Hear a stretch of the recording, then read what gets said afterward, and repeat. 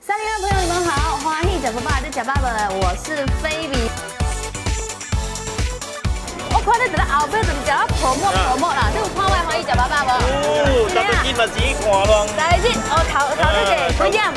还未9点啊，礼拜日啊，天嘞，好看无？好聊。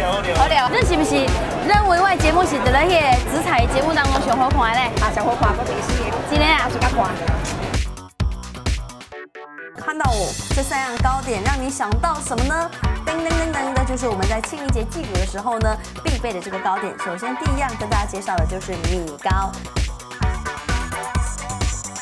你古家人讲的是米糕吼，老早人啦，过时了死了时吼，其实较在死的嘛，这个在死，这个米糕烧出个在死嘛。我印象中的那个米糕。有人有摆红枣的，摆红枣是咱摆红公啊，摆红公天公，佮摆红枣圆圆啊，佮来使摆咯。哦，清明粿在里面呢包的其实就是那个花生馅哦。我感觉就真正特别，因为有真正清明意思，而且在清明的时候呢，据说吃了过后脚力会好。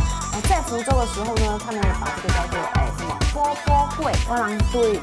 我人的这个祖先啊，以前去的，祖先袂使忘记咯，讲对，袂使忘记的一个纪念来的毛好粿。按照人就讲爱做毛好粿吼，外口做料才会清明吼，今年是清明时节宜生分，就像行人吼，一灯红线比较合出，有牧童遥指杏花村哦。毛好粿基本上在江湖上面吼，根据本人的调查，已经失传很久了。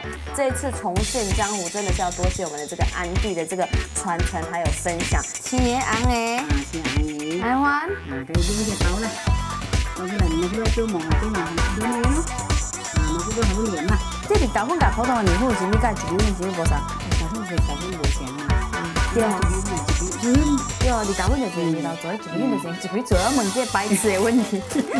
啊，这个青青，这个白白，怎样可以画到这样美？金胖嘞！